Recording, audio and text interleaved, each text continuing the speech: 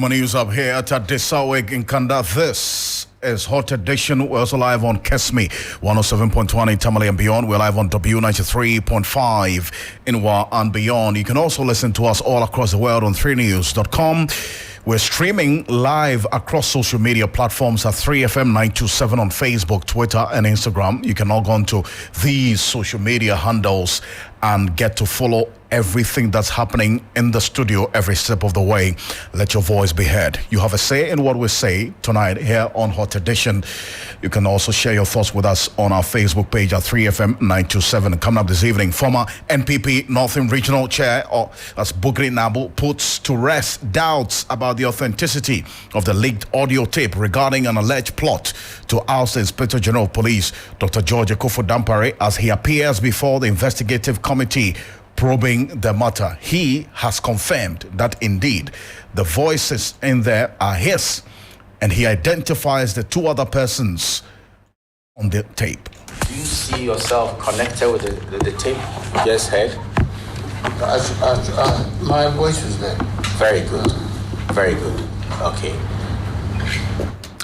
This evening, we'll get some more reactions and some detail of what happened earlier today when that 7-member committee set up by the Speaker of Parliament to investigate the details of this particular leaked audio sat for the second time.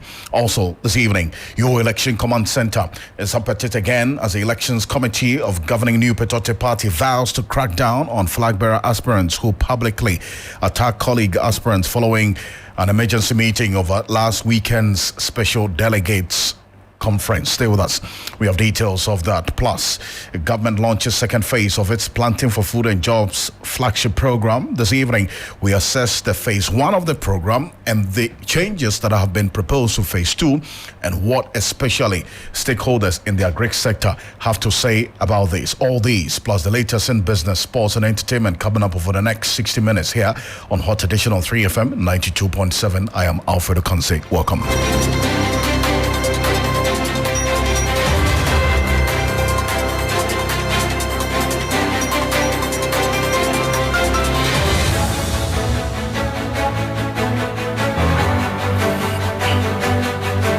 Let's get into the details now on Hot Edition on 3FM 92.7. And the former Northern Regional Chair of the new Petote Party, Namongna Bugri Nabu, has validated the content of a leaked audio regarding an alleged plot to oust the Inspector General of Police, Dr. George Akufo-Dampare. The audio tape is the subject of an ongoing bipartisan parliamentary probe. Bugri Nabu appeared before the committee in the company of 2 lawyers. Proceedings started with a playback of the content of the audio. Chair of the committee, Samuel Atachia, then questioned the chief in this particular instance, talking about Bugri Nabu. He admitted that indeed his voice featured on the said tape. Let's hear excerpts of what happened earlier today. Do you see yourself connected with the tape you just heard? My voice is there. Very good. Very good. Okay. Would you be good enough to tell us the rest of the individuals that you were engaged in that conversation with? Well, one Commander Asari. Okay, please go slowly. Yes. Police commander. Yes. But I don't know which district or which region or which section he command. Okay. But he introduced himself to me when he came to my office. Okay. That he was a police commander. These are the police headquarters. And so I asked him, where does he know me? And he told me that during the time of political campaign, 2014, 2015, 2016, I used to come to work with the president, the vice president, and the Alaji shop. And I know that if he says so, it's true. Okay. Who is the other individual apart from Commissioner Sari that was on tape? Apart from Commander Asari, there was one man also later joined called Commander COP Mensah. Okay. That he's on leave now prior to his retirement. Yeah, he was also part of it. Yes. So you were only 3? Then later, when the meeting were going on, I didn't see the person. It was on phone. One JP, who is also a police superintendent at the police headquarters. But I haven't seen him. He talked to me on phone, and I listened to him on phone. Okay. So, where is the location of your office where this the taping took place? My office at Osu. Osu. Get direct opposite Osu police station. So you want to tell this committee that all that was said on the tape is valid? Oh, it's valid. Okay. So members of the committee, he has authenticated the tape. Well, so that's Samuel Atacha, chair of this 7-member committee set up by the Speaker of Parliament to authenticate, amongst other things, the details of this leaked audio that Bugri Nabo has just confirmed that indeed the voices heard on the tape, one of it is his, and he's gone on to identify the 2 other voices captured on this leaked tape. My colleague Duke Mensah-Poku sat through this committee's second hearing. Is with me in the studio. Duke, now, so very interesting developments in there. So he's confirmed the details that, yes, he's part of them. He's revealed the identity of the other 2. This is one of the many terms of reference for the committee, is it not?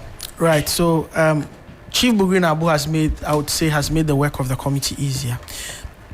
The very first term of reference for the committee is to authenticate and validate the content of the said leaked audio tape. Now, without any heckling, without any haggling, without any rigmarole, he did not go round circles with the committee. They put the question to him. He said, yes, it is his voice. He did not raise any, didn't use the word that is in fashion these days, that the voice has been doctored or anything. No, he said that he's a chief. He has been enskined. If he tells lies, he will die. So he is not going to indulge in any frivolities.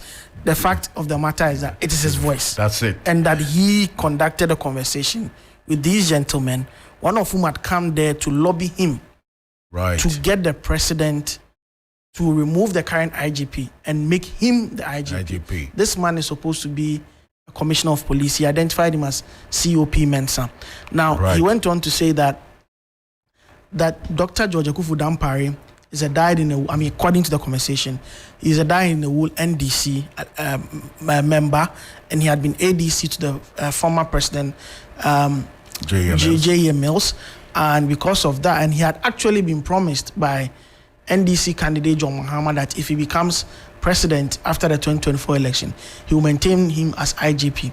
This was before the Asin North by-election. He told Chairman Bugri Nabo that if this Asin North is just a test case, that he will see that the IGP would ensure that the MPP loses the election, that the NDC wins. He was questioned as to how this was going to happen, but he said he didn't know. But when he heard that this was going to happen, he was taken aback and he was shaking. And indeed, the NPP went ahead to lose the Asin North election. He also said that he deliberately went to get gadgets from the Accra Mall to record this conversation. He tasked his assigns to record this conversation so that it will serve as a proof, evidential proof for him if he goes to have a discussion with the president in relation to this matter.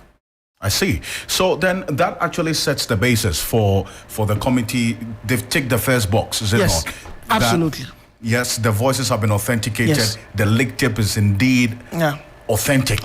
In fact, they had sought the services of a technical consultant who, among other things, would have investigated or probed the forensics involved in the audio.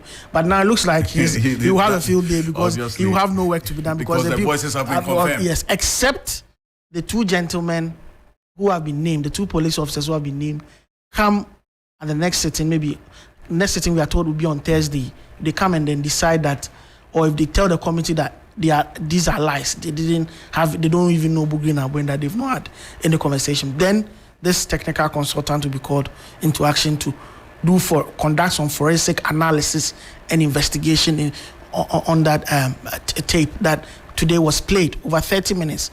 Or the full content of the tape was played publicly for the entire committee and members of the general public, i.e. the press, to hear what was going on. I see. There was some aspect as well, which I understand the likes of the first deputy speaker, Jose, whose name was mentioned at the point and so on. But the chair of the committee gave an indication of when these other 2 persons will appear before it. Yes, he did. In fact, 3. There was another person who was mentioned, one JB, who was supposed to have been with, and in fact, this is just a conversation that took place just around our premises. They were supposed to meet at Afrikiku. I see. Yes, and go to the president's office to book an appointment with the president. But this JB man did not show up. So, I mean, Chairman Bugri Nabu drove here, but JB did not show up. So he said he was very, very disappointed. But these 3 gentlemen will be the subject of further probe on Thursday when the committee meets again. This according to Chairman Atacha.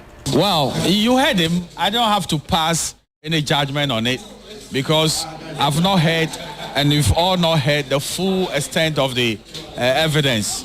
It is very important that at this point in time, we hold our horses and to have the full complement of the evidence, and then we see what to do. But what is very significant is that we wanted him to authenticate the audio, which he did, and he said he even named those who were on the audio, and that is sufficient. So what is next? What is next is that Thursday, those who have been named on the audio will have to come before the committee for us to also interrogate them and adduce evidence. So what happens to him now, Mr. Bugri? He's released for now, unless there are residual matters that he has to come back and answer. But so far, we've released him to go. Would you say you are satisfied with the responses from him? Well, I don't have to judge the issues now, as I keep saying, because at the end of the day, you need to listen to everybody, and then we'll be able to understand the full complement of the evidence. Is this just a fact-finding committee? You are allowed to place certain value judgments on the decision on what transpires? Precisely. We are supposed to, adduce the evidence, come out with what we call the findings of fact, and then we also have value judgments as well. Whether a witness was lying and looking at his demeanor and his tendencies, and whether even what he said is not an absurdity. So those values we can pass.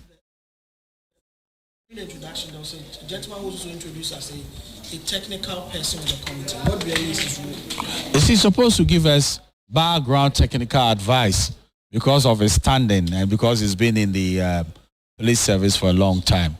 Got anything to do with the forensics of this? Very much so, because he was even of the view that we should go for an authentication of the audio. But because it's not been authenticated, I taped this thing. Then why do we have to do that kind of double work? Chairman, would you say you are shocked by the revelations from Bugri Nabu? I'm not shocked at all. He mentioned slots given to the former president. Well, by the police and the former vice president's wife. I'm not shocked at all, but do you believe these things? Because at one enlistment, how many slots are there? So you should evaluate what they say. But I don't want to do the evaluation now. But I was not surprised at all. Yes. All right. For now, do we know for a fact the number of people who would appear? I mean, how many more people? How many more persons, personalities? Because the key person has been spoken to today. Yes. Yeah. So for now, I think 3 individuals will have to show up on Thursday. Yes. 3 police officers that were mentioned. Yes. To your hearing. Yeah. And have letters been dispatched in that regard, inviting them? It will be done in a second, So that's Samuel Atacha there, who is the chair of this 7-member committee set up by the Speaker of Parliament. So aside from these 3 police officers, we understand who are going to appear before the committee on Thursday. What's going to be the other items on the agenda? So this is on as the matter proceeds basis. So on Thursday, we have these three personalities. If they name other people who are connected to this matter, then the committee would have to call these people as well and try and interrogate them to get to the bottom of the matter.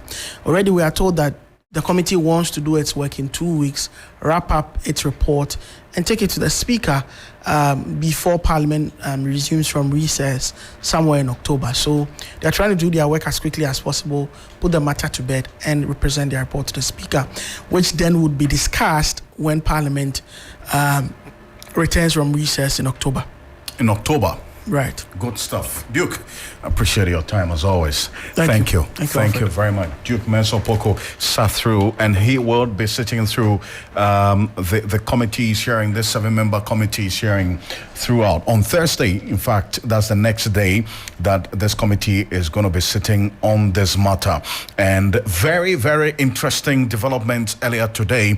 The job of this committee to authenticate the authenticity of this particular leaked audio has been made easy. In fact, what we do know is that Bukiri Nabu, aside from confirming that indeed that's his voice, also went ahead to name these 3 other police officers. Initially, the news making the rounds was that there were 2 police officers. What we do know now is there are 3 of them. The 3 persons who were named are also going to appear before this committee on Thursday, plus any other matters that will come up. This was the first term of reference for this 7-member committee to authenticate this leaked audio. That's been done. Imanama Kofi-Boa has also been talking about this after the committee sitting earlier today. Take a listen. With the first day of hearing, it is very clear that indeed, as the testimony went, and I'm trying not to get into the work of the committee, but it's very, very clear that the authenticity of the tape, that indeed this happened, that indeed there was an occasion where this tape was recorded. And so I think that it confirms the worry I had. And I wish the committee well. I believe that they will get to the bottom of these issues and to make sure that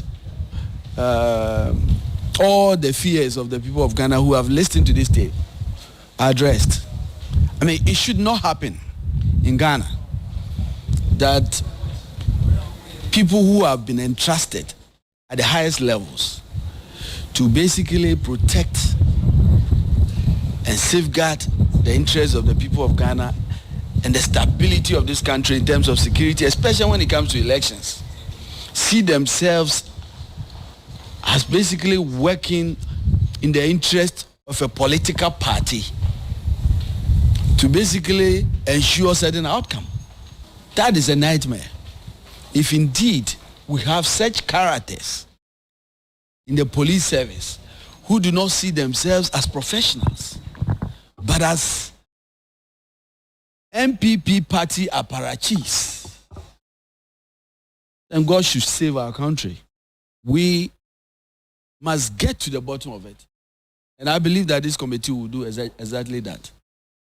That's Emmanuel Kofi-Boa there. This is Hot Edition on 3FM 92.7. We're also live on KESME 107.1 in Tamale and beyond. We're live on W 93.5 in Wa and beyond. We'll come back to this shortly.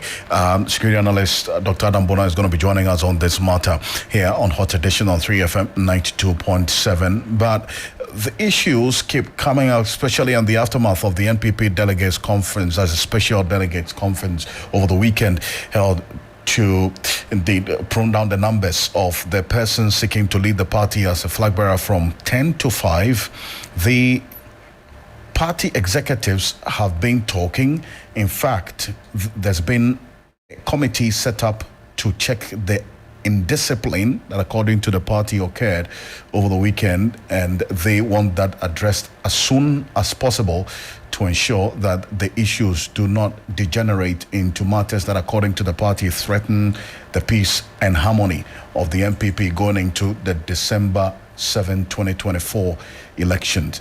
The disciplinary committee earlier today sat and raised fundamental concerns about what some of the persons had said. Kennedy Japan's team has also been addressing the press, explaining what their candidate meant by a showdown with the vice president and the president? I don't know how Chairman Wontumi can recall and come out with a statement to tell people that I actually made the report and incited. I don't know. Maybe the language I was speaking, he was not privy or could not understand it, which I can understand. Because maybe I should have spoken Chi, and I don't do that most of the time. So this is a misreporting and misinformation. And I've called you today to clarify such information. That's on record. And I want this to be put on record, that the message, and you all can look at your phones, came out in the public when Honorable Ken was addressing the issue, and he, Chairman Wontumi, with all witnesses, came into the center at 12 o'clock. By that alone, I couldn't have been the person who fed Honorable Ken with that information or petition. It is part of the process for which the invitation has been made. So you get the opportunity to tell your side of the story or what prompted you to do what you did. So of course we will do that. When you have agents alone and you have a place where people want to intimidate you and everybody is in the same mindset, it will be difficult for us to get the actual picture. So I think we will also add that the media next time around might be closer to the action. Well, you just heard the Kennedy Japan team also responding to some of the concerns raised by the disciplinary committee of the NPP. Let's stay a bit further on this because Alessandra Fejomakin, who also is with the election, that's the election committee of the party, indicated there hasn't been any official complaint from any aspirant or party members concerning the Superdelegates Congress that happened over the weekend. Take a listen.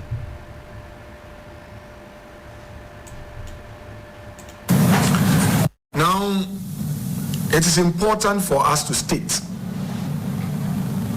that this is a family affair. We've set down rules of engagement, and we've also put in place a mechanism to ensure that grievances are heard and responses given. We therefore expect that all aspirants who have grievances will channel said grievances through the lay down rules.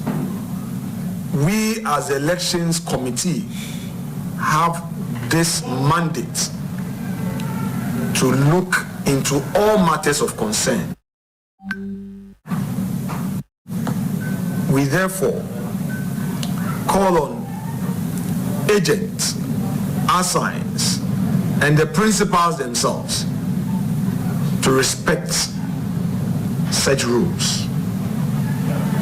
We understand that elections can sometimes trigger emotions, but in all of these, prudence expects of us to act within the confines of the law. Any party member, any aspirant, any agent who will make it his own bona fide of waging war, any aspirant or against the party will be sanctioned.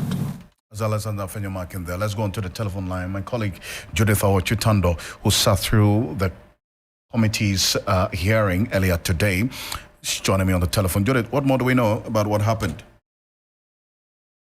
Right, so Alfred, just as the Fejomakin, who is the spokesperson of the election committee of the New Patriotic Party, was speaking at the meeting today, they were deliberating on the outcome of the special delegates conference that was held on Saturday to strip down the number of, flag bearer aspirants to 5.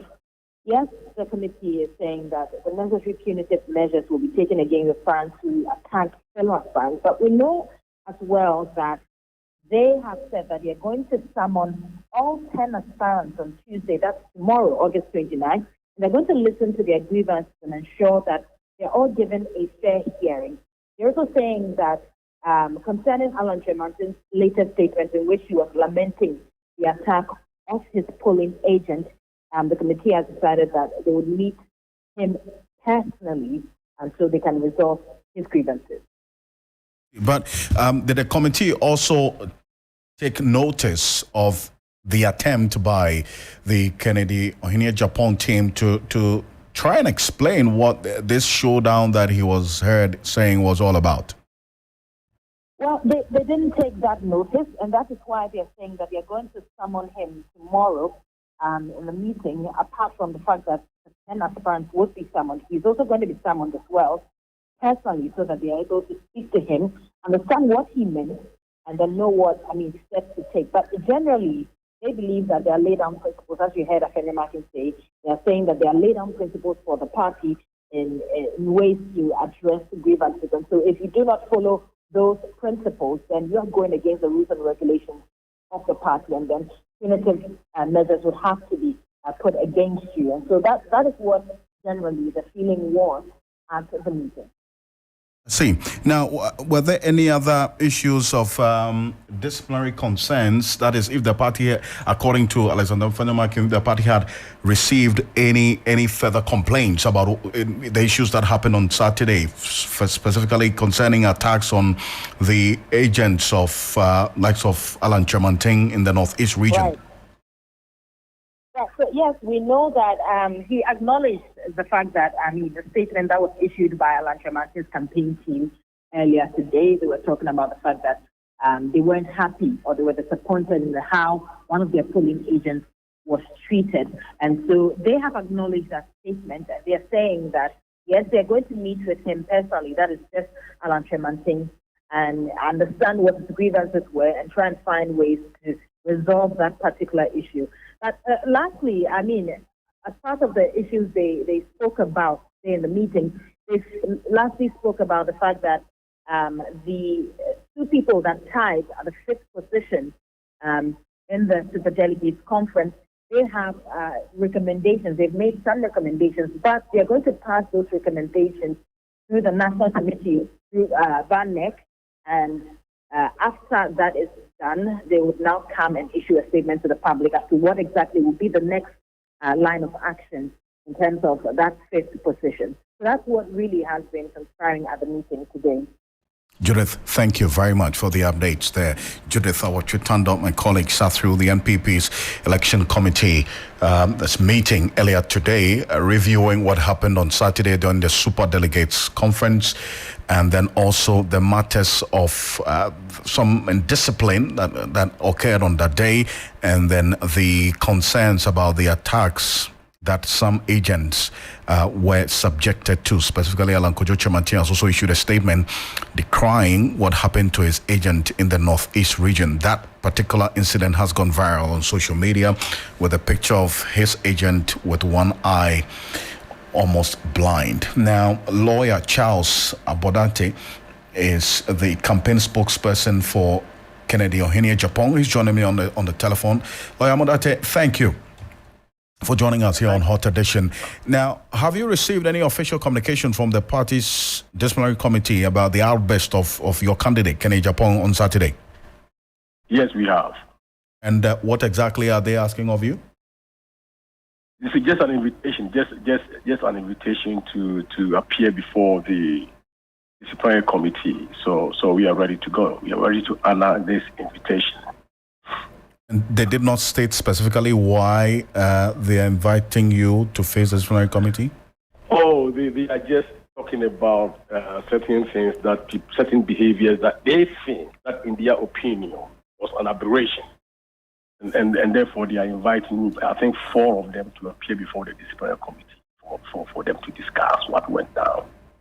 Does it have any? And for us, we see the disciplinary committee as a process improvement. So appearing before them is for you to actually give evidence or explain yourself why you did what you did. And, if there is anything to do to actually improve the process going forward to the 4th November elections, then they will put such measures in place. So it is not something that is so fearsome, but it's, for us, we see it as a process. I see. So Kennedy Japan is going to appear before the disciplinary committee as requested.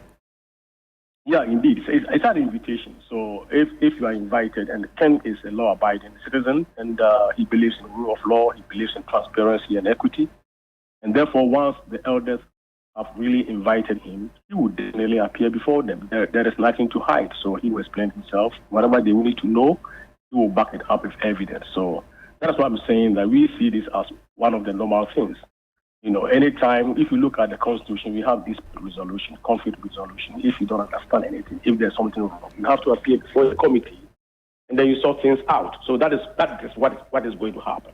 I see. But we all have heard and have seen the video of Kennedy Japan's outburst on Saturday, talking about a showdown, and he's going to show the president, the vice president, a showdown, and also very angry about some incidents. He says an attack on one of his agents who had been threatened, and to the extent that he had to run away from the place. Now, was that warranted, really? Of course, yes. That was what you call adverse. I call it as a cry for justice. You understand? So it wasn't an adverse. It was a cry for justice.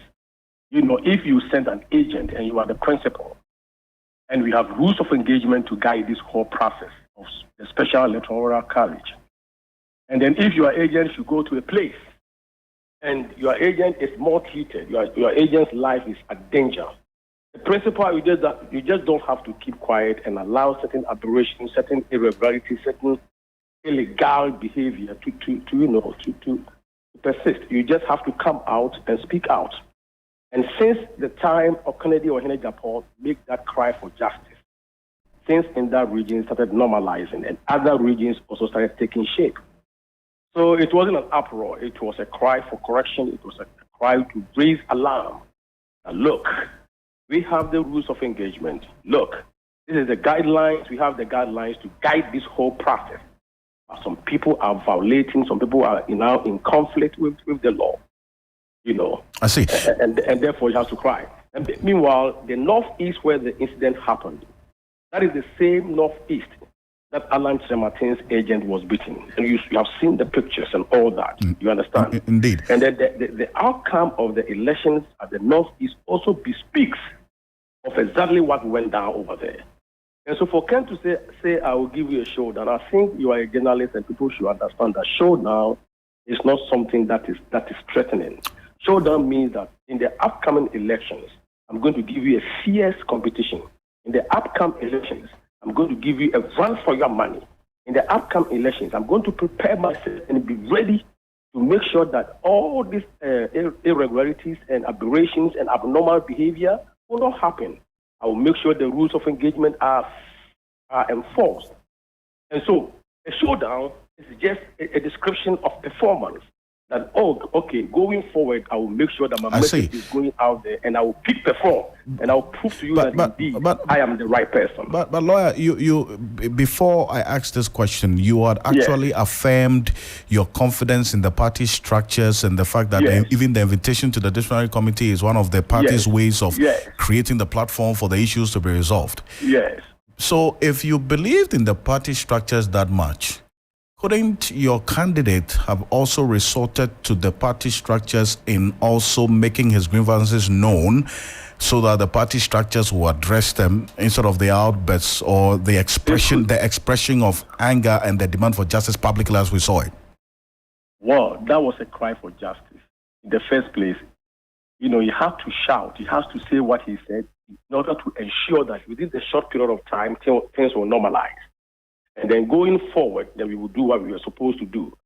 So at that point in time, there was nobody to resolve the matter. At that point in time, people have ganged up out there. At that point in time, they were beating people. At that point in time, his agent was being chased out. And this agent a woman. So you can imagine and measure the trauma that the lady went through, the nervous shock and the psychological pain that the lady has to go through during that short period of time. And so there was a need for the father to shout justice. There was a need for the father to say, hey, it is okay, stop what is going on in the Northeast so that we can continue with the process. So that is exactly what Kennedy did. It wasn't like an outburst, that, so you can imagine. You see, even the same incident happened in the scriptures, where somebody sent the servants to go, and later on he sent his child to go, and the child was killed and all that. And so when the father heard this story and he went back to where he sent the child, the Bible says it wasn't easy for those who did that. So, lawyer, when is he appearing before the committee?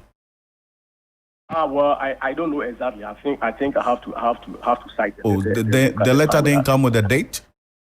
I have to cite the letter so that I can speak to it. Okay. But great. Thank you very much for your time. You're welcome, sir.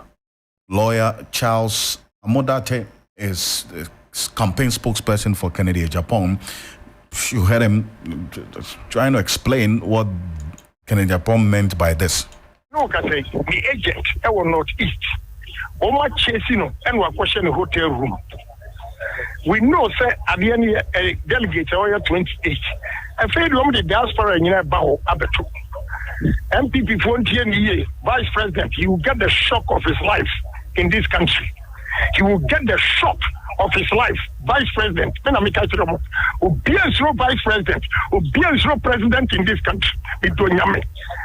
Someone vice president and Kasa, Mubati Yebesi, Northeast, and Kwanya Ghana. They have changed my agent at Wakosha Hotel Room. I'm going to give President Akufo-Addo and Vice President a showdown in this country.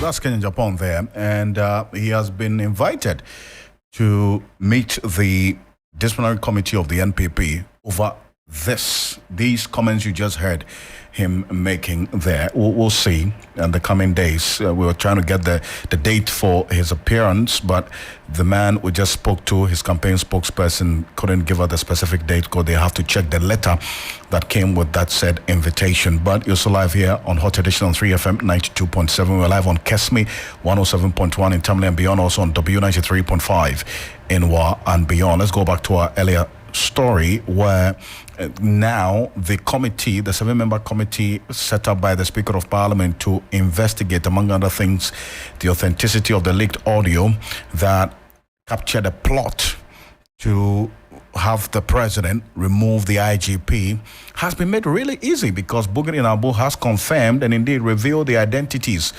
of the persons whose voices are captured on this said tape. So what next for the committee and also for the people who have been watching this quite closely? Dr. Adam Bona is a security analyst who's followed this case, in fact, neck deep into this particular issue and how things have played out over the period. He's joining us on the telephone. Dr. Adam, thank you so much for joining us here on Hot Edition. Now, did it come to you as a surprise that Bugri Nabu did not stress the committee? He just went ahead, you know what, this is my voice. Revealed the identities of the other three persons captured in there as well before the committee. Well, good evening. Well, I must confess, at Bugri Nabu's age, there isn't much loose. At his age, he's seen it all. He's a senior citizen of this country, and for that matter, a senior citizen of the ruling party.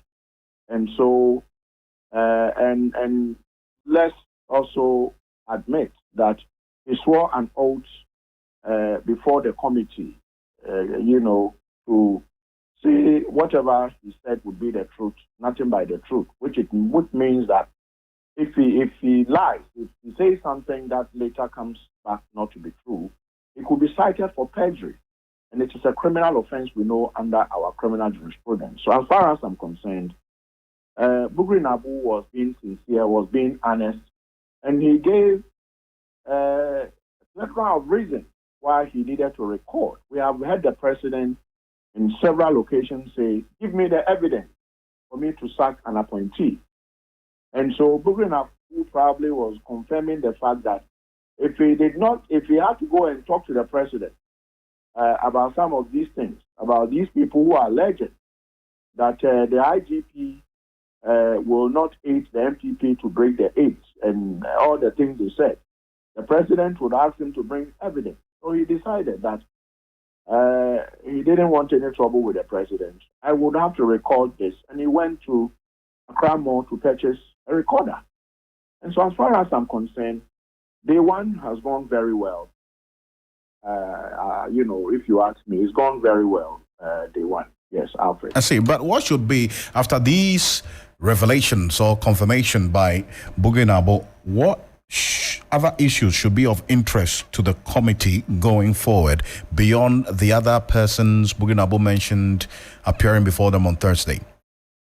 I want to believe that in order not to jump the gun, or preempt anything, I want to believe that most of the things after the sittings, they will put it in their report and pass it on to the speaker. It is the speaker's committee, which Atachia is chairing. And so I want to believe that one of the things has to do probably would be to have a tenure of office for an IGP. Once you don't have a tenure of office, chances are that everyone feels that if I try, I might be able to remove you by tomorrow morning. And by tomorrow morning or afternoon, I'll be made the next IGP. But just as the CJ, the president cannot, depending on the side of the bed he slept, won't wake up and say, I've sacked the CJ or sacked the NCCA boss or the SRAG boss or even the special prosecutor and all these people who have tenure of office. I'm sure one of the recommendations would be, because Parliament, now you have private members' bill, they can actually pass a law that would ensure that an IGP would have a tenure of office. But mine is that going forward, I'm sure on Thursday, they are going to be asking them questions such as they identifying or, confirming or denying whether the voices on the tape is theirs or not. And I must say that I have seen videos that comes with this partially. And so let's wait and see whether they will come and honestly put their views across and say, well, I did what I did because of ABCD, or it is not me at all. Because before the committee started sitting, I picked some intel that some of them have already started denying that it is not them. But the principal, the key witness in this thing, Bugrin Abu, has done the work of the committee. He just said, yeah, I met them. JB, we spoke on phone. And so I spoke to a certain JB who agreed he will go with me to the president, but later he said he has traveled. And so these persons will be of a matter of interest to the committee. And I want to believe that sanctions, once they are done, if they are found to be culpable, the committee will recommend sanctions as that will be appropriate. But for now, we would have to wait to hear these, call them allegedly unprofessional officers who were plotting to destabilize. I don't call it, plotting to remove one of their own, but they were just plotting to destabilize the country. That is all they were doing. To destabilize the country. And so if you look at it, how can a police officer say, I would help you break the heat? And you think Ghanaians are going to be watching for you to do that? The only thing that would happen would be destabilizing the country and you imposing yourself as the next leader of the country because you have the largest security organization in the country. And so I am looking at it from that point. But for now, it is alleged until we hear their side of the story. We are waiting for them to come. Right. Ghanaians are patiently waiting. Fortunately, this is also televised. And so what they say and how they respond, their demeanor and everything, we'll take all that into account, Alfred. Dr. Adamona, thank you. Appreciate your time here. Thank you too. Hot edition. Dr. Adambona is a security analyst. This is it.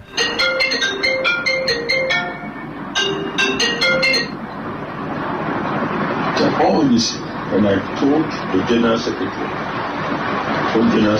this thing I'm telling you. The General, I told you. So he's away? Yes, he's away. I told him. General Secretary, if you don't take care, you will take the party to opposition and you will West General Secretary. The next election you will lose. But you came when you are power and you couldn't help us to win the vote. So this is just a portion of the leaked tape. Understand, over 30 minutes conversation that was captured in this leaked tape. That was adduced before the committee earlier today. The names mentioned in the Nanakia Mensa Brampa serving the latest in business. It's a beautiful Monday. You sounded like my name was mentioned in the tape. The names mentioned in there, Nanakia Mensa Brampa. Sorry about that. You want your name to be mentioned? Please say no. Right, I'm safe in my business space. Good stuff. Let's get into what you have, shall we? Well, so the president has launched the phase 2 of the Planting for Food and Jobs program in Tamale. It's part of efforts to intensify government's flagship agriculture program. And this second phase, actually, of the program with a 5-year plan will shift from small-scale farming to relatively large-scale farming to change the landscape of agriculture in Ghana for the program to achieve its target of food security. Let's listen to the Minister of Agriculture, Brian Echampon, speak. In dealing with the wider potentials, the Planting for Food and Jobs Phase 2 has been designed as a bold, innovative and comprehensive approach to tackle head-on the hurdles on our food security journey. The underpinning model, which is the input credit system, will solve a number of critical challenges, namely access to credit, quality of agro inputs. A farmer requires at least 40,000 Ghana cedis for the development of 1 hectare of land. Land development, 40,000 Ghana cedis.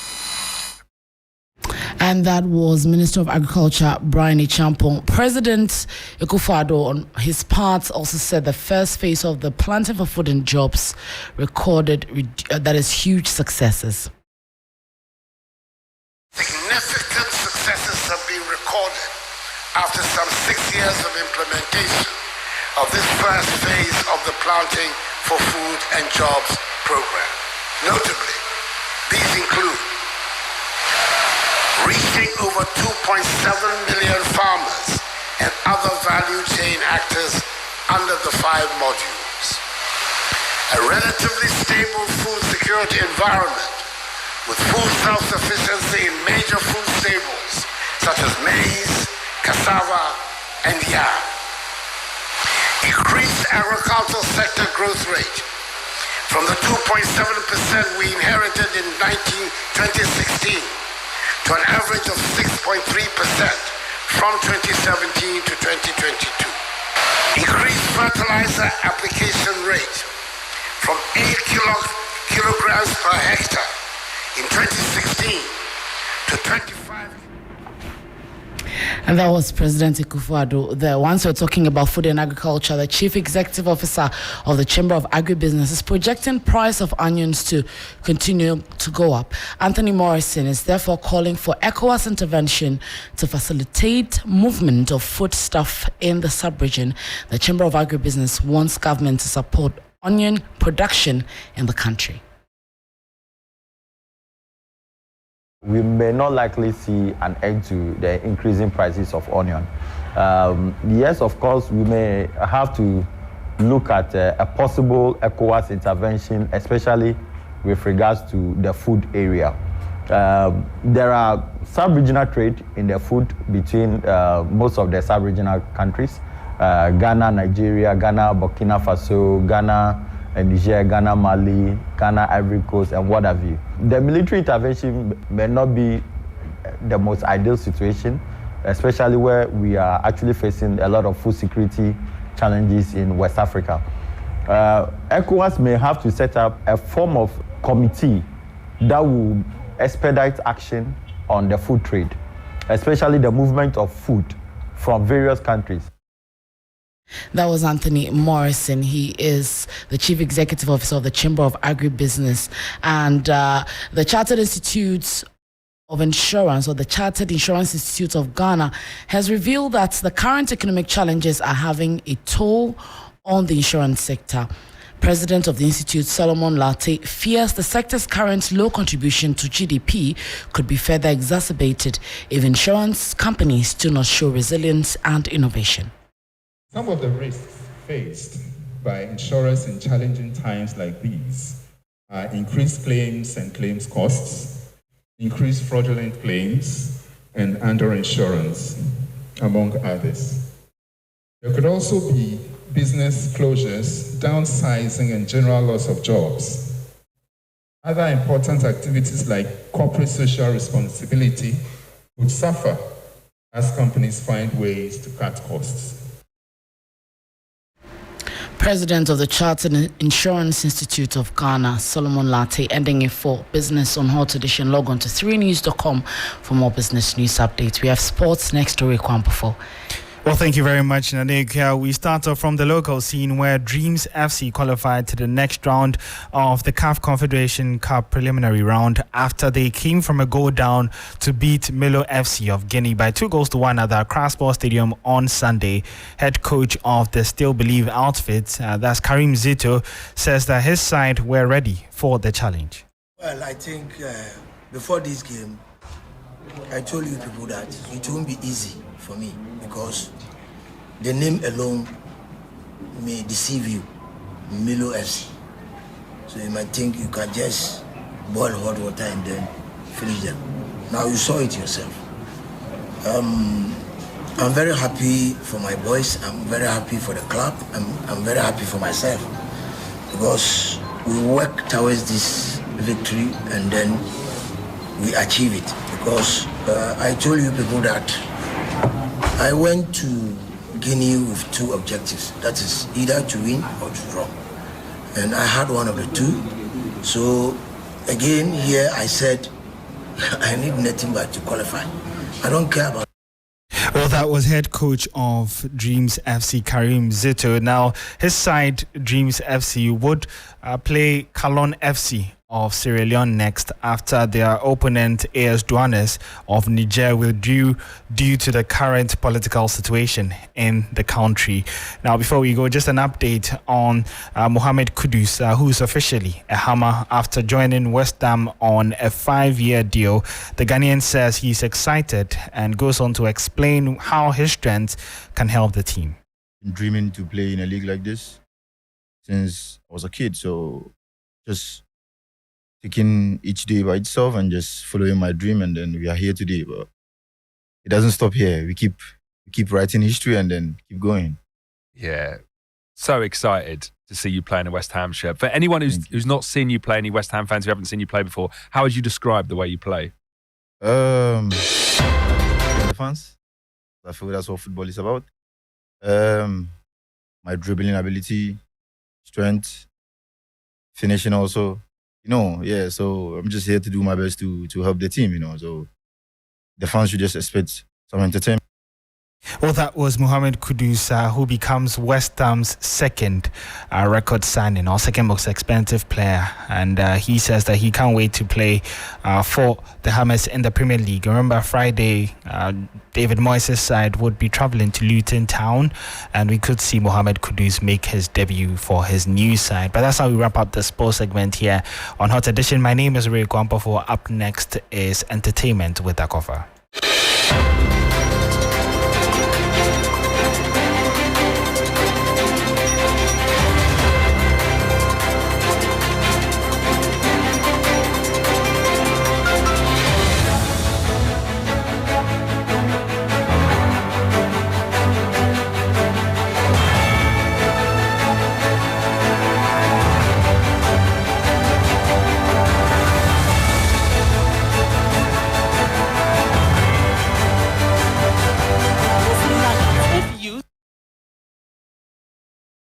All right, it's time now to get straight to the entertainment news segment here on Hot Edition. And we started with Ghana's Most Beautiful as the reality show witnessed its first eviction last night. Northeast Region's representative Wuni, together with Hoti regional counterpart Olila and Ohima from the Bono East, were shown the exit, leaving 13 contestants to battle for the ultimate. Last night, the ladies had to show their entrepreneurial abilities and business ideas as well. Here are some highlights. This nugget, if used, is a complete seasoning for all our foods. Round in shape, rich in taste, a preservation of our traditional flavors. I present to you Dawa Nuggets. You are free to enjoy yourself. Say Chawanum.